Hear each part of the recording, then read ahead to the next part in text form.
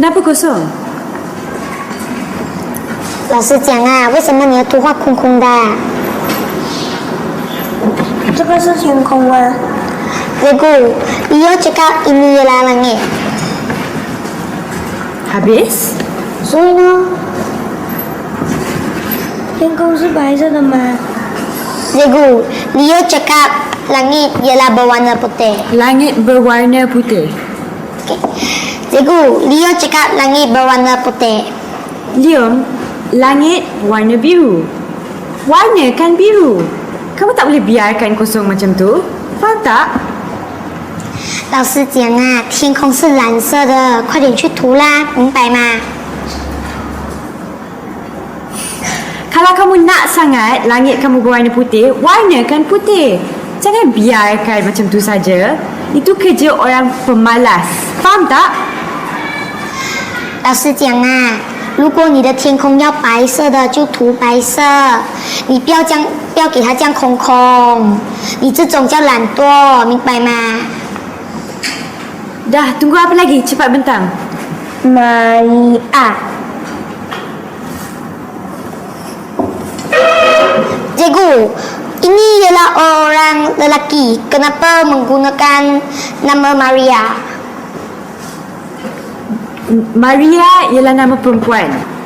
Saya tak tahu pun ada lelaki yang punya nama perempuan macam tu. Dan cara kamu sebutkan Maria salah. Bukan Malia, Maria dengan R. Maria. Cuba sebutkan. 哪里呀？哪里呀？拾起步子。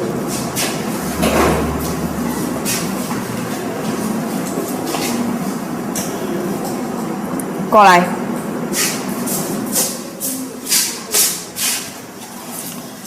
这是什么来的？为什么你没有做功课？为什么你又没有做功课？你到底耳朵有问题还是嘴巴有问题？为什么你又不做功课？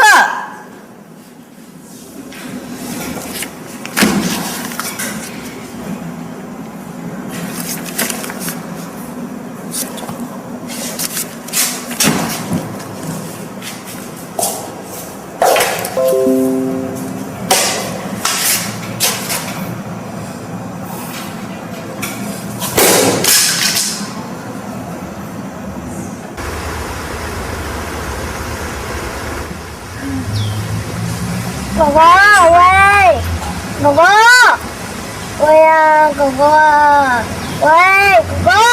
妈，什么事？去我书包拿纸，我要擦屁股。快点啊！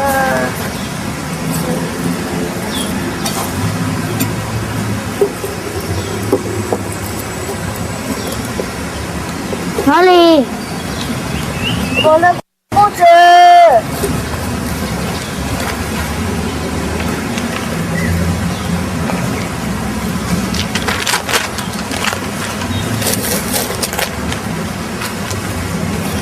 那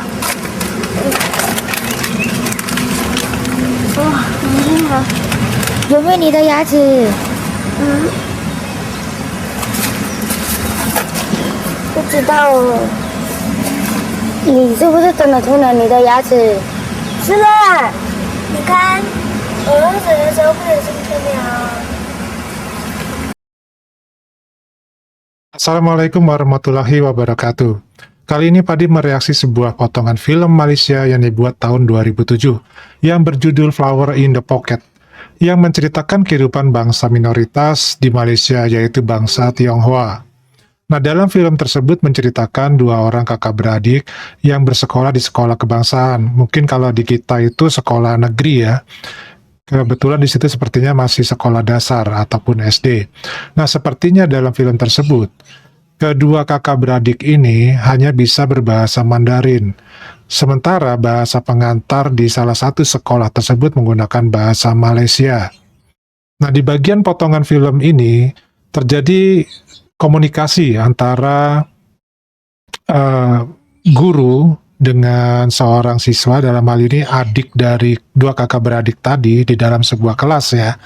Nah, komunikasi ini ternyata menggunakan dua bahasa. Jadi si gurunya menggunakan bahasa Melayu Malaysia, sementara muridnya tadi menggunakan bahasa Tiongkok atau bahasa Mandarin.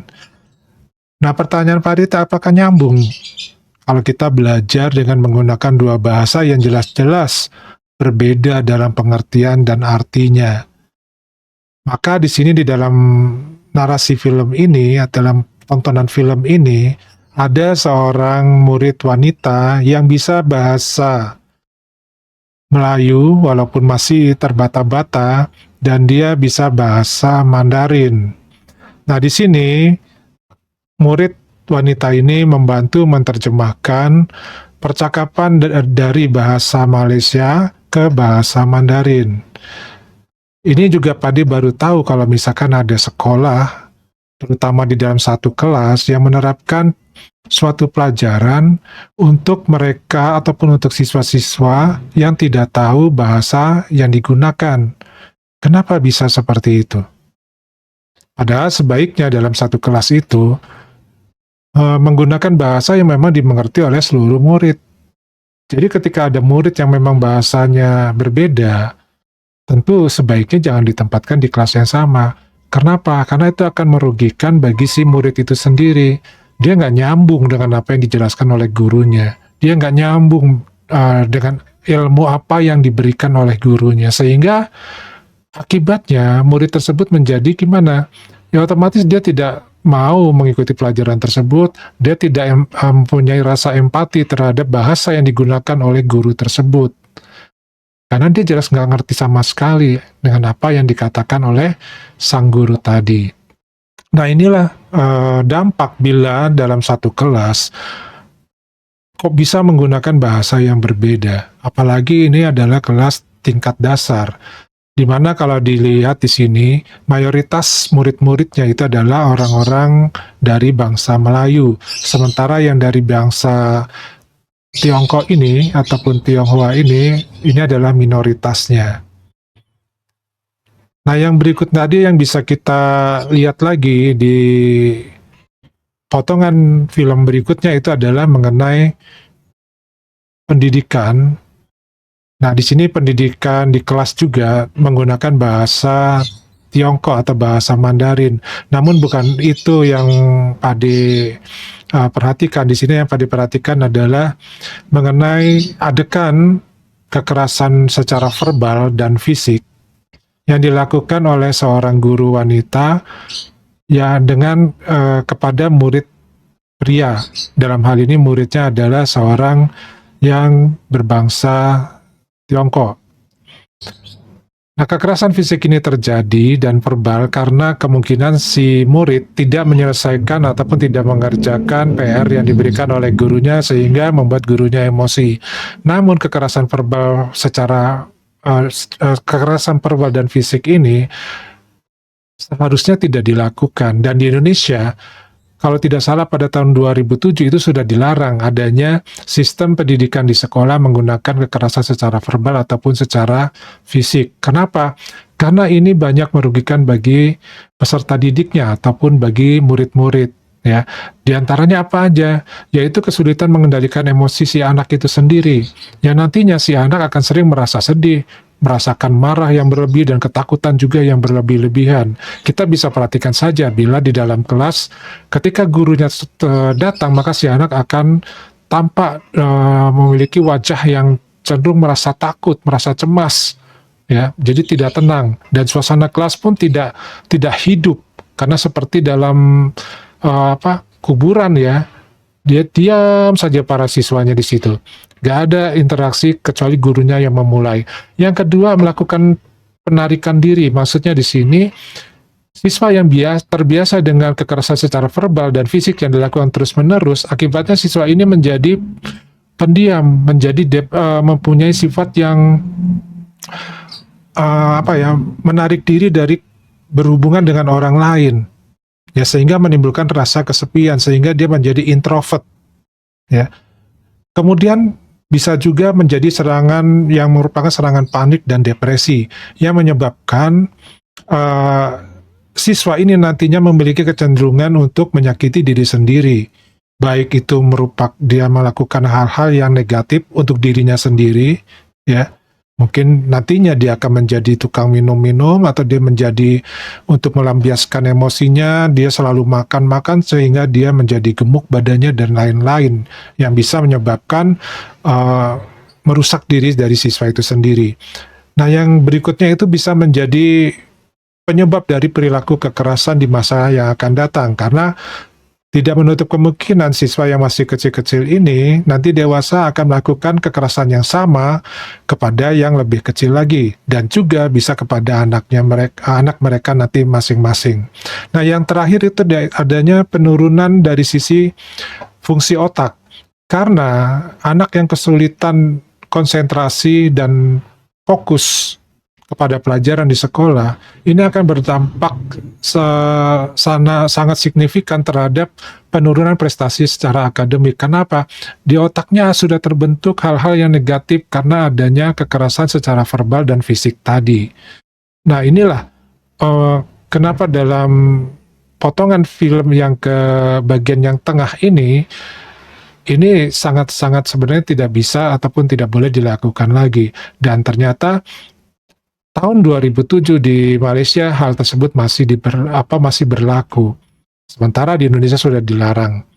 Nah, yang terakhir adalah bagian film potongannya yang memperlihatkan di situ adalah kedua kakak beradik ini yang masih bangsa Tionghoa ini berada di suatu tempat di mana adiknya sedang BAB ya. Nah, ketika sedang BAB ini, lalu selesai BAB, adiknya minta tolong sama kakaknya untuk mengambilkan kertas tisu. Dalam hal ini tentu saja mereka tidak membawa kertas tisu ya. Nah, jadi maka diminta sama adiknya untuk mengambilkan kertas dari buku. Dan kertas yang diminta langsung ini secara spontan disebutkan oleh adiknya bahwa kertasnya diambil saja dari buku latihan bahasa Malaysia. Kemudian buku ini disobek kertasnya dan diberikan kepada adiknya, lalu adiknya menggunakan kertas tersebut untuk membersihkan bokong dari kotoran BAB-nya. Nah, jadi kertas di sini digunakan sebagai tisu toilet dan secara tidak langsung ini menggambarkan atau ini memperlihatkan bahwa bahasa Malaysia atau bahasa Melayu Malaysia itu kedudukannya atau posisinya sama dengan kertas tisu, yaitu untuk membersihkan bokong seseorang dari bekas BAB. Nah, ilustrasi ini menggambarkan keadaan di mana bahasa Malaysia ataupun bahasa Melayu Malaysia di mata atau di hati para di sini suku bangsa minoritas di Malaysia itu nggak ada artinya apa-apa karena dianggap sebagai bagian dari hal yang tidak pantas untuk digunakan. Dalam contoh ini ilustrasinya adalah dianggap sebagai kertas tisu toilet ya. Jadi kertas toilet untuk tisu, kertas tisu untuk toilet ya. Nah, ini menggambarkan betapa rendahnya posisi bahasa Melayu ya di mata orang-orang minoritas. Jadi tidak ada harganya sama sekali. Dan parahnya di sini digunakan untuk kertas tisu toilet untuk membersihkan kotoran manusia. Jadi bukan kotoran binatang lagi ya, tapi ini adalah kotoran manusia. Nah, apakah pantas seperti ini kedudukannya? Ya, faktanya seperti ini dalam film ini menceritakannya.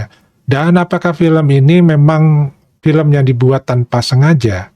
Tentu saja tidak, karena pasti di sini kan ada semacam skenario. Ya, ada deskripsi, ada di situ pemilahan-pemilahan apa yang harus ditampilkan.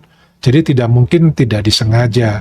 Jadi ini merupakan semacam ungkapan protes, mungkin ungkapan kritik ya dari bangsa yang minoritas ini terhadap kerajaan dari Malaysia sendiri, bahwa ini loh ternyata bahasa Malaysia itu tidak ada apa-apanya, dipandang rendah oleh bangsa minoritas, dan mereka tetap menggunakan bahasa-bahasa dari bangsa yang minoritas ini tanpa mau memperdulikan dengan bahasa Malaysianya sendiri.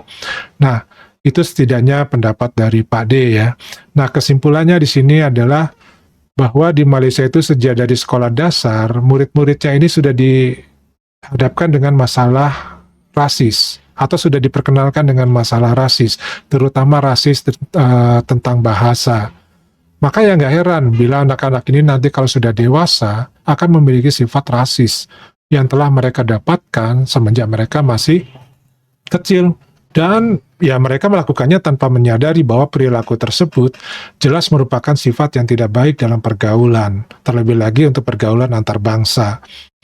Makanya tidak heran kalau Malaysia ini dinobatkan sebagai negara paling rasis nomor 2 di dunia.